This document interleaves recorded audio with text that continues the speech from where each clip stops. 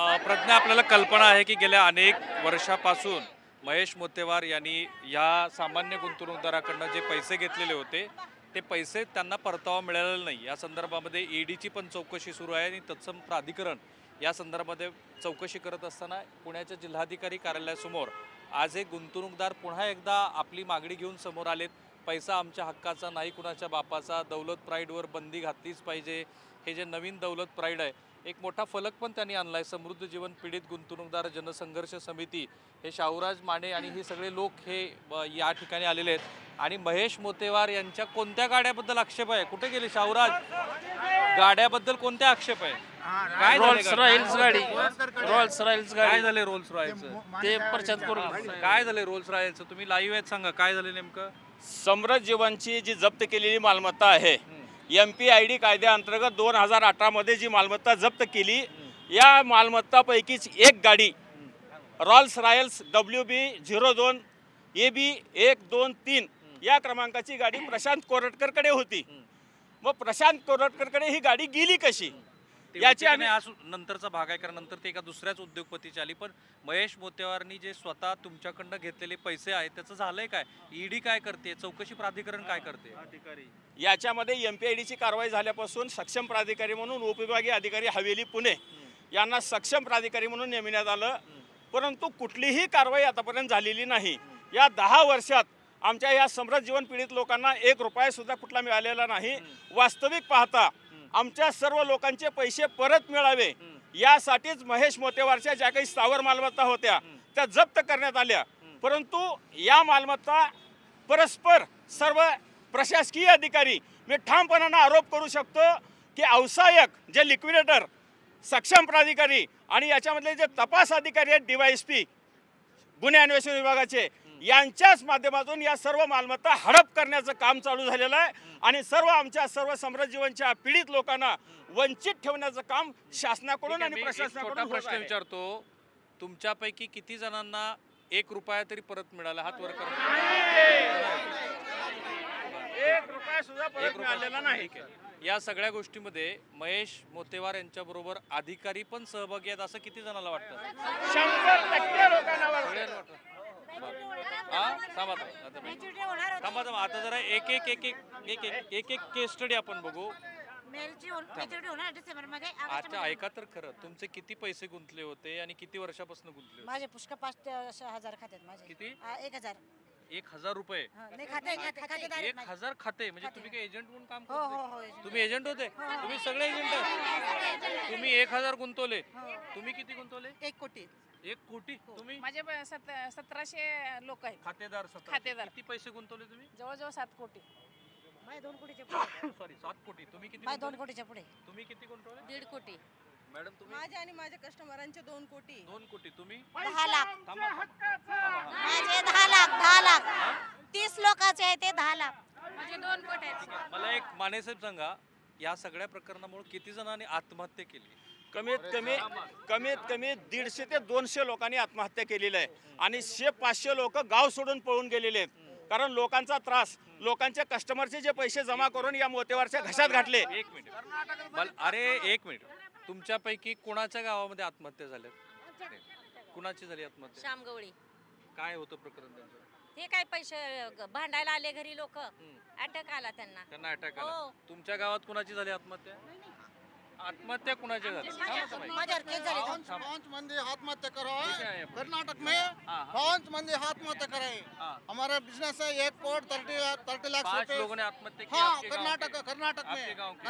Karnataka state में। आमच्याकडे गावात माझ्या किती केस झाले, माझे केस झाले माझ्यावर। डिस्ट्रिक्ट में तुमच्यापैकी कुणाची आत्महत्या झाली? जय श्रीरामचं दिलीप वाड्याचं झालं। मोहोळमध्ये झाली। मोहोळमध्ये झाली? मोहोळमध्ये. ठीक आहे. आता दुसरा प्रश्न, हो मला कळतं की ह्या लोकांच्या भावना किती तीव्र आहेत।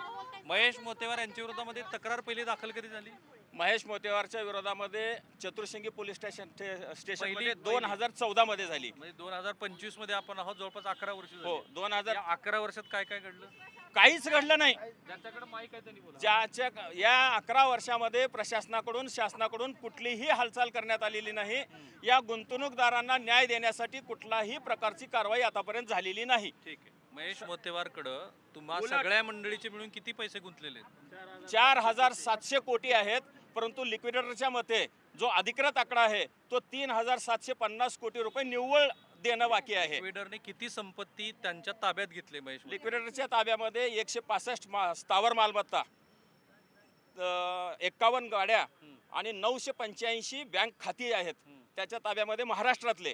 आणि इतर राज्यामधले 19 राज्यामध्ये सुद्धा मालमत्ता आहेत, त्याही मालमत्ता वेगळ्या. पण महाराष्ट्रातल्या जवळजवळ इतक्या मालमत्ता ताब्यात असताना या मालमत्ता विक्री करून लोकांचे पैसे देणं गरजेचं होतं. परंतु लिक्विडेटरनं जे सुरुवातीचे 2016 मध्ये लिक्विडेटर होते क्षीरसागर, आणि आता सध्या त्या कार्यालयात एक कर्मचारी आहे साहेब मिलिंद राळे नावाचा, तो मिलिंद राळे महेश मोतेवारच्या समृद्ध जीवनचा कर्मचारी आहे. आणि त्यालाच लिक्विडेटर कार्यालयामध्ये लिक्विडेटरचा खाजगी सचिव म्हणून नियुक्त केलेला आहे. आता पुरावा तुम्ही महाराष्ट्राला दाखवा, तोपर्यंत मी यांच्याशी बोलतो. घरी सगळं अलबेल आहे ना, मग पैसे गेले तर गेले, काय फरक पडतोय? अजून नवीन गुंतवणूक करायची. नवी गुंतवणूक कशासाठी करा? आधीच एवढं फसलेलो होतो आम्ही. अहो माझी स्वतःची मिसेस वारली या कारणास्तव. माईक ज्याच्याकडे त्याने बोला. 2021 मध्ये माझी मिसेस वारलेली आहे. या गुंतवणूकदार या जे लोक आहेत, मी गुंतवणूकदार आहे. माझ्या मिसेसला पैसे मागायले, माझ्या मिसेसने टेन्शन घेऊन माझी मिसेस वारलेली आहे 40 गावला. आता 4 वर्ष होत आहेत माझी मिसेस वारून. किती पैसे गुंतवले तुम्ही? माझे 1.5 करोड आहेत. तुमच्या मिसेसची किती खाती होती? माझ्या मिसेसकडे 100 खाती होती. काय करावं, काय सांगावं, काय बोलावं यांना? जगायचं कसं? गाव सोडून आलोय मी, 40 गाव सोडून मुंबईला राहतोय मी, आता बदलापूरला राहतोय मी. वॉचमॅनची नोकरी करतोय मी. काय करत होते तुम्ही आधी? मी आधी याला होतो, सीआरपीएफला होतो मी. ते रिटायरमेंट झालो, तेही पैसे गेलेत, मिसेस पण वारलेत. आणि आता लोकांना घाबरून मी बदलापूरला राहायला गेलो, तिथे सिक्युरिटी गार्डचं काम करतोय मी. आता किती पगार आहे तुम्हाला? मला 10,000 रुपये पेमेंट आहे, 12 तास ड्युटी. एक मिनिट, ही यांची परिस्थिती असताना महेश मोतेवारची सध्याची परिस्थिती कशी आहे? महेश मोतेवार जेलमधून जमानतवर बाहेर आला 2023 मध्ये. आम्हा प्रत्येकांना असं वाटलं होतं की त्याला सोडवून आणण्यासाठी सर्व लोकांनी पैसा जमा करून त्याला जेलमधून सोडवलं. का तर सर्व सिनियर लोक, म्हणजे सिनियर म्हणजे कोणी, हा ना, भोगा आता. मग त्याला सोडवलं. कारण साहेब भोगा म्हणजे काय झालं होतं, महेश मोतेवार जोपर्यंत जेलमधून बाहेर येत नाही तोपर्यंत आमचे पैसे मिळणार नाहीत, असा आम्हाला गोड गैरसमज लोकांनी केला होता. आणि म्हणून सिनियर लोकांनी मग त्याला सोडवलं. बाहेर आल्यानंतर महेश मोतेवारनी जी बैठक लावली, त्या बैठकीमध्ये गेले. त्या बैठकीत गेला असताना महेश मोतेवारनं सरळ सांगितलं की मी तुमचे पैसे, शासन मला सर्व मालमत्ता परत देतोय आणि मी तुमचे सर्वांचे पैसे देतो, परंतु तुम्ही दौलत प्राईड नावाच्या माझ्या नवीन व्यवसायामध्ये पैसे इन्व्हेस्ट करा. तर तुम्ही केले ते? नाविलाज आहे साहेब, एक मिनिट. नाविलाजानं लोकांनी ह्या दौलत प्राईड मध्ये किती लोकांनी पैसे इन्व्हेस्ट केले? तुम्हा सगळ्या लोकांना साष्टांग नमस्कारच घातला पाहिजे साहेब. मजबुरी होती आमच्या सर्वांचे. कोणाची 1 करोड, कोणाची ऐका, कोणाची 1 पुरावा करोड. दाखवा तुम्ही. तो जो मी तुम्हाला माहिती आहे. काय अशी मजबुरी होती? मजुरी म्हणजे आमचे पैसे फसले होते सर, ते काढण्यासाठी आम्हाला ते भाग पाडले होतं आम्हाला की तुमचे किंवा तुमचे पैसे इथे दिल्यावर आमिषाला बोलले तुम्ही, तर वारकरी दिसता इकडे. वारकरी फौजी पण आहे सर, फौजी रिटायर. आणि वारकरी. हो, आणि याच्यामुळे माझ्या मुलाने आत्महत्या केली. 7 महिने झाले, 7 महिने झाले. तरुण लॅब होती त्याची स्वतःची. म्हणून त्यांनी काय झालं? सर तो मला नेहमी विचारत, त्याने घराचं काम केलं, आपले समृद्धी जीवनचे पैसे कधी मिळतील. मी सांगायचो मिळतील. आणि त्यांनी केव्हा कर्ज वगैरे काढलं ते आम्हालाही कळू दिलं नाही. फक्त सह्या वगैरे नेल्या. फायनान्सचं कर्ज त्यांनी हे केलं 10 लाख रुपये. आणि काही नाही, घराला 3 महिने झाले आणि त्यांनी रात्रीचं केव्हा सुसाईड केलं आम्हालाही कळू दिलं नाही. लग्न झालं होतं? हो, लग्न झालेलं होतं. आता सुनबाई नाही, सनबाई काही नाही केलं आहे. मी त्याचं दुसरं लग्न करून दिलं. मुलं नव्हते? नाही. किती पैसे होते? 10-15 लाख रुपये होते सर माझे. सर माझे 1,17,00,000 रुपये आहे मग तुमचे किती होते? 1 कोटी. तुमचे? 1.5 कोटी. तुमचे? मेरा 1.5 करोड रुपये. तुमचे? माझ्या वडिलांनी भरलेले आमचे पैसे? 1.5 ते 2 कोटी. तुमचे किती पैसे होते काकी? माझे 1.5 कोटी. 1.5 कोटी. तुमचे? 10 लाख. 10 लाख. सर मी शहीद जवानाची पैसे, पत्नी आहे. पैसे. माझे 1.5 लाख रुपये आहेत. तुम्ही माझे शहीद जेवढे- जवानाची पत्नी हा, आहे? मी शहीद जवानाची पत्नी आहे. हा. मला येतील पैसे आणि 5.5 वर्षानंतर दुप्पट आहेत, म्हणून मी माझ्या मुलींच्या लग्नासाठी काय तर होईल म्हणून टाकले. जेवढे पैसे आलेले आहेत तेवढे मी समृद्धी जीवनमध्ये गुंतवले. असं एजंट लोकांनी मला तुमचे किती पैसे? 10 लाख आहेत. तुमचे? 20 लाख आहेत. तुमचे? माझं 25 लाख आहे. या माय. कुठून घेतले पैसे 25 लाख? बाहेरचे लोक कस्टमर रोजगारी समाज आहे. मी पोस्टाचं काम करत होती, त्यांचा माझ्यावर विश्वास होता. आता विश्वासाचं काम करते त्या म्हणून सगळ्या रोजगारी समाजाने माझ्याकडे पैसे भरलं. आणि आता मॅच्युरिटी झाली तोपर्यंत ती अटक झाली. मला 1 रुपया मिळाला नाही. ती रोज त्रास देते, ती मला घरी येते. ती मी एकटीच आहे, मला मूलबाळ नाही, कोणच नाही, मी एकटी आहे. मुलगा वारलाय, मालक वारले, तर माहेरचं बी कोण नाही. आणि मग आता ही मला रोज पैसे द्या म्हणून त्रास देते. ती मी कशाने पैसे द्यायचं? माझं नाव मंगल रमाकांत. झोप लागते का? झोप लागत नाही आणि कामाला काम कुठं करायचं? देशमुख घराच्या बाहेर निघत नाही त्या दुसऱ्या बायका. मी काहीतरी शाळेत काम करते आणि स्वतःचं जीवन जगते. पैसा कशाने द्यायचा लोकांचा? इतका त्रास होतोय. आणि माझं ही गाणं ऐकायला कोण आहे? माने सर एकदम आम्हाला चांगलं म्हणजे यांनी सहकार दाखवला. तुम्ही काय झालं रडायला तुम्हाला? आमच्या इथं पण फाशी घेऊन मुळे सर उमरग्याचे आहेत. मी प्रॉपर मानेसरच्या गावचे. लोक घरी गेल्यावर त्यांना हे करत त्यांनी फाशी घेऊन मेले का आमच्या तिथे उमरग्यामध्ये. त्यांनी एजंट होते. सर मी मंगल माने आहे, मोहोळ तालुक्यातून आले आहे. महेश मोतीवार जेलमधून सुटल्यानंतर मोहोळला आले आणि त्यांनी आम्हाला विश्वास दाखवला की मी आता सुटलेला आहे, तर सगळ्या सरकारच्या ताब्यात आपली प्रॉपर्टी आहे, ती सरकार मला दिल्यानंतर मी विकून सगळी तुमचे पैसे देणार आहे. आमचा देव आलाय म्हणून आम्ही खुश झालोय. आमचा विश्वास होता त्यांच्यावर. मी दुसऱ्यांदा फसवलं.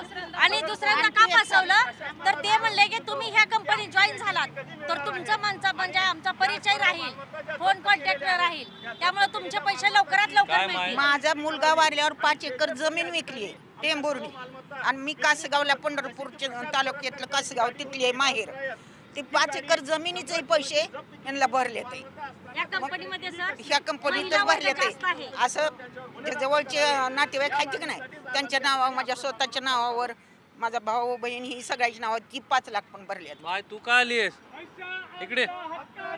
काय झालं? माझे 3 एजंट आहेत. 4 नंबर आहेत माझे. मी स्वतः पैसे घातलेले माझे किती? 12 लाख आहे. 12 लाख 1 लाख रुपये. मी असे कष्ट करून महाराष्ट्र राज्याचे एक अगदी शेवटचा मुद्दा आहे. एक शेवटचा मुद्दा विचारतो. याच्यामध्ये राज्याचे गृहमंत्री जे आता हा व्हिडिओ बघतील त्यांनी काय करणं अपेक्षित आहे? या प्रकरणामध्ये गृह विभागाचंच काम आहे. कारण गृह विभागाच्या सचिवाच्या मार्फतच MPID कायद्याच्या अंतर्गत या सर्व मालमत्ता ताब्यात घेण्यात आहेत.